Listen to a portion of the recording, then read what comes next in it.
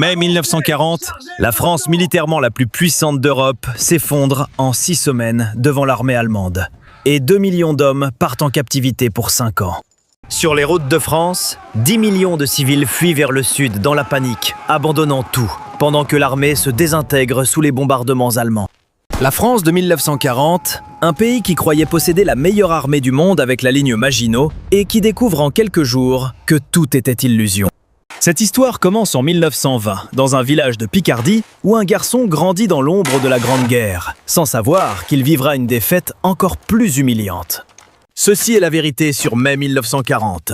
Pas d'héroïsme, ni de résistance glorieuse, mais seulement la débâcle, la honte et 5 années de captivité en Allemagne. Abonne-toi à la chaîne et active la cloche pour ne manquer aucune vidéo. Écris en commentaire quel sujet tu veux voir. Je crée ce contenu pour toi. Tu nais en 1920 dans un village de Picardie qui s'appelle Péronne, le deuxième fils d'un vétéran de Verdun qui ne parle jamais de la guerre, mais qui boit trop. Ton père a survécu 4 ans dans les tranchées. Il est revenu avec une médaille militaire et des cauchemars qui le réveillent en hurlant chaque nuit. Ta mère travaille comme couturière pour nourrir la famille parce que ton père ne peut pas garder un emploi longtemps. Il boit et disparaît pendant des jours. Vous vivez dans une petite maison ouvrière avec 3 pièces et un jardin où vous cultivez des légumes pour compléter les revenus insuffisants de ta mère. Enfant, tu entends les adultes parler de la Grande Guerre avec fierté et horreur mélangées. Ils disent que la France a gagné, mais à quel prix terrible pour chaque famille. À l'école, le maître te parle de la revanche contre l'Allemagne, de l'Alsace et la Lorraine récupérées, et de la ligne Maginot qui protégera la France pour toujours. Tu apprends que la France est la première puissance militaire d'Europe avec la meilleure armée et les meilleurs généraux. Et tu crois tout cela sans questionner. En 1938, quand tu as 18 ans, tu fais ton service militaire, dans l'infanterie. Et on t'envoie dans une caserne près de la frontière belge pour 1 an. L'armée française te semble puissante et moderne, avec ses chars et son artillerie. Les officiers disent que l'Allemagne n'osera jamais attaquer la France à nouveau. Tu apprends à tirer au fusil à marcher, en formation, à obéir aux ordres. Mais personne ne te prépare vraiment à la guerre moderne avec les avions et les panzers. En septembre 1939, quand Hitler envahit la Pologne, la France déclare la guerre à l'Allemagne. Et tu es rappelé sous les drapeaux avec ton régiment d'infanterie. On t'envoie en Alsace, près de la frontière allemande. Et pendant 8 mois, tu ne fais rien d'autre qu'attendre derrière la ligne Maginot, sans voir un seul Allemand. C'est la drôle de guerre. Les Allemands sont à quelques kilomètres, mais personne n'attaque personne. Et tu passes les journées à jouer aux cartes et à t'ennuyer mortellement. Les officiers te disent que les Allemands n'attaqueront jamais la ligne Maginot parce qu'elle est imprenable, et que si jamais ils attaquent, ce sera un nouveau Verdun pour eux. Le 10 mai 1940, à l'aube, les Allemands attaquent. Mais pas la ligne Maginot. Ils passent par la Belgique et les Ardennes, que personne ne défendait vraiment. Ton régiment reçoit l'ordre de marcher vers le nord pour arrêter les Allemands en Belgique. Et tu marches pendant 3 jours avec tout ton équipement lourd. Sur les routes, tu croises déjà des réfugiés belges qui fuient vers le sud en charrette et à pied. Ils racontent que les Allemands arrivent avec des milliers de chars. Les avions allemands Stukas bombardent les routes jour et nuit. Ils plongent en hurlant et lâchent leurs bombes sur les colonnes de soldats et de civils mélangés. La première fois que tu vois un Stuka plonger vers toi, tu te jettes dans le fossé et tu pisses dans ton pantalon de terreur. Le bruit est comme la fin du monde. Après 3 jours de marche, tu arrives en Belgique et tu découvres que l'armée belge s'est déjà effondrée et que les panzers allemands avancent de 50 km par jour. Ton régiment prend position dans un village pour arrêter les chars allemands. Mais vous n'avez que des fusils et quelques canons anti-chars qui datent de 1918. Le 14 mai, les panzers arrivent. Des dizaines de chars qui avancent en ligne, suivis par des half-tracks pleins de soldats. Et ton régiment ouvre le feu avec ses fusils. Les balles ricochent sur l'acier des chars comme de la pluie. Les canons anti-chars réussissent à détruire 2 panzers, mais il y en a 50 derrière qui continuent d'avancer. En 1 heure, ton régiment perd la moitié de ses hommes. Le colonel donne l'ordre de retraite et vous fuyez vers le sud en abandonnant les morts et les blessés. Pendant 2 semaines, tu recules sans cesse vers le sud. Tu ne dors jamais plus de 2 heures. Tu manges ce que tu trouves et partout c'est la panique totale. Sur les routes, il y a maintenant des millions de civils qui fuient avec leurs valises et leurs enfants. Ils bloquent les routes et empêchent l'armée de manœuvrer.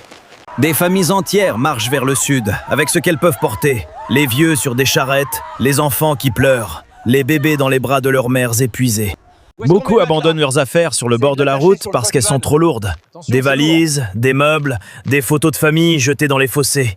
Les Stukas bombardent ces colonnes de réfugiés sans distinction. Tu vois des femmes et des enfants déchiquetés par les bombes. Et personne ne peut rien faire pour les protéger. Tu comprends que l'armée française n'existe plus vraiment. Ce n'est plus qu'une masse d'hommes désorganisés qui fuient vers le sud sans ordre clair ni commandement. Les officiers ne savent plus quoi faire. Certains donnent des ordres contradictoires, d'autres ont disparu. Et les soldats commencent à jeter leurs armes pour fuir plus vite. Le 14 juin, les Allemands entrent dans Paris sans combattre. La capitale est déclarée ville ouverte pour éviter sa destruction. Et c'est la honte absolue pour la France. Ton régiment, qui n'en est plus vraiment un, se retrouve encerclé près de la Loire. Les Allemands sont partout autour de vous et il n'y a plus aucune possibilité de retraite. Le 22 juin, un officier allemand arrive avec un drapeau blanc et demande votre reddition. Et le colonel accepte, parce qu'il n'y a pas d'autre choix possible. On vous ordonne de déposer vos armes et de vous mettre en colonne. Et tu réalises que tu es maintenant prisonnier de guerre et que tu vas aller en Allemagne. Tu marches pendant 3 jours vers un camp de transit avec 10 000 autres prisonniers. Les Allemands vous donnent à peine à manger et à boire. Certains s'effondrent d'épuisement. Au camp de transit, on vous entasse dans des hangars sans chauffage ni sanitaire. Vous dormez par terre, les uns sur les autres, comme des animaux dans une étable. Après 2 semaines, on vous charge dans des wagons à bestiaux. 50 hommes par wagon, sans eau ni toilette, et le train part vers l'Allemagne pour un voyage de 3 jours. Le train s'arrête parfois pendant des heures en plein soleil. La température monte à 50 degrés dans les wagons fermés, et les hommes hurlent pour avoir de l'eau. Les gardiens allemands ouvrent parfois les portes pour jeter un seau d'eau que 50 hommes se disputent comme des animaux. Et ils rient en vous regardant vous battre. Dans le wagon, la chaleur est insupportable. L'odeur des excréments et de la sueur te fait vomir. Et 2 hommes meurent pendant le trajet, mais on ne peut pas sortir leur corps. Tu arrives dans un stalag en Allemagne de l'Est. Un camp entouré de barbelés et de miradors où tu vas passer les 5 prochaines années de ta vie en captivité. Le camp contient 20 000 prisonniers français entassés dans des baraquements en bois où vous dormez sur des chalets à 3 étages sans matelas ni couverture suffisante. Les baraquements ne sont pas isolés contre le froid, le vent passe entre les planches, et l'hiver, tu gèles même avec 3 hommes serrés sur le même chalit.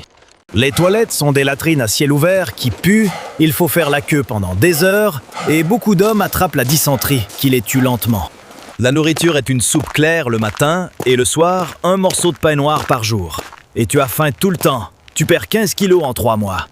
Les Allemands t'envoient travailler dans une ferme allemande 12 heures par jour pour cultiver des légumes et nourrir l'armée qui combat en Russie. Tu te lèves à 5 heures du matin, été comme hiver. Tu travailles dans les champs par tous les temps et si tu tombes malade, on te renvoie au camp sans soin. Le fermier allemand te traite comme un esclave. Il te frappe si tu travailles trop lentement. Il te donne les restes qu'il ne veut pas manger lui-même. Sa femme te regarde avec dégoût et ne te parle jamais directement. Pour elle, tu es un sous-homme français qui a perdu la guerre et qui mérite son sort. Pendant 5 ans, tu ne reçois qu'une lettre de ta famille tous les 3 mois à cause de la censure. Et tu ne sais pas si ta mère est encore vivante ou si ton village existe toujours.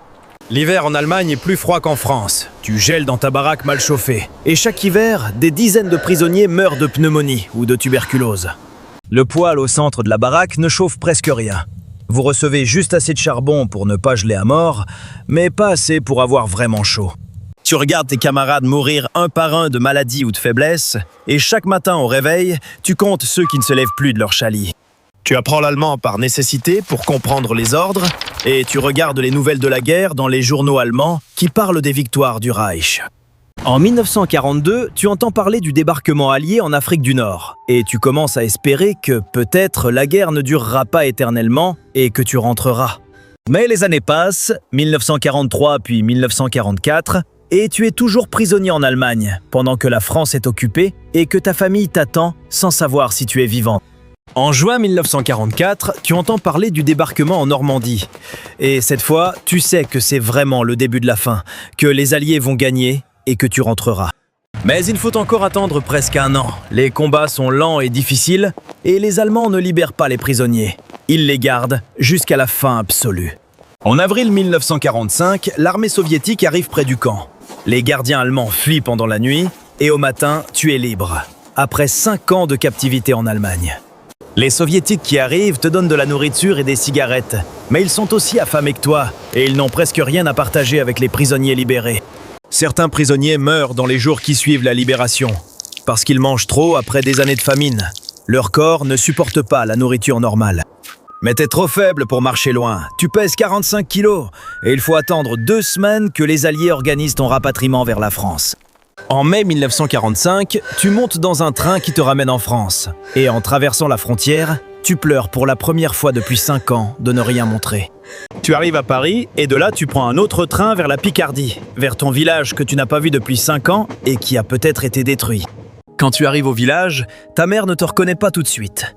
Tu es devenu un squelette avec des cheveux gris à 25 ans, un vieillard prématuré. Elle pleure et te serre dans ses bras. Et tu découvres que ton père est mort en 1943. Il s'est tué avec son fusil de chasse. Il n'a pas supporté la honte de la défaite. Tu essayes de reprendre une vie normale, mais c'est impossible. Tu as perdu 5 ans de ta vie. Tu n'as pas de métier, pas d'argent, pas de formation pour rien.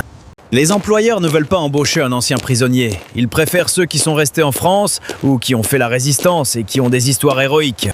Toi, t'as la honte d'avoir été vaincu et capturé sans avoir vraiment combattu, et cette honte te suit partout comme une ombre que tu ne peux pas effacer.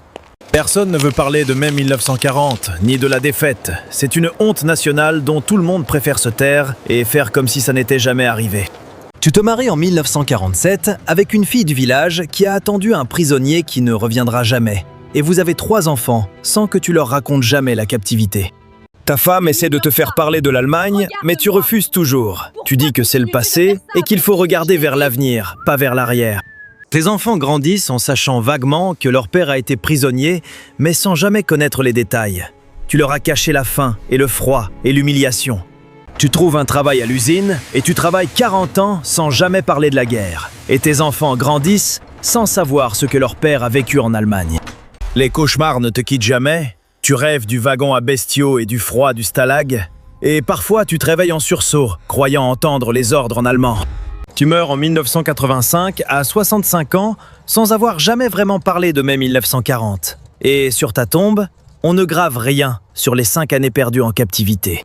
Mai 1940 reste la plus grande humiliation militaire de l'histoire de France moderne. Une défaite si totale et si rapide que personne ne voulait s'en souvenir après la guerre. 2 millions d'hommes français ont passé 5 ans en captivité en Allemagne. Et dans presque chaque famille française, il y a un grand-père ou un arrière-grand-père qui a connu le stalag. Cette génération d'hommes a porté la honte de la défaite toute leur vie sans jamais pouvoir en parler. Écrasés entre les héros de 1918 et les résistants de 1944. Ils sont rentrés dans une France qui voulait oublier mai 1940 et célébrer la résistance. Et leur souffrance a été effacée de la mémoire nationale officielle. Cette histoire est vraie, des millions d'hommes comme toi ont vécu cette défaite et cette captivité. Et ils sont rentrés avec une honte qu'ils ont gardée en silence jusqu'à la mort. Ils méritent qu'on se souvienne d'eux, non comme de lâches ou de vaincus, mais comme de victimes d'une armée mal commandée et d'une stratégie qui était déjà morte en 1918. Leurs sacrifices et leurs souffrances font partie de l'histoire de France, même si cette histoire a été longtemps cachée derrière la gloire de la résistance et la victoire finale de 1945.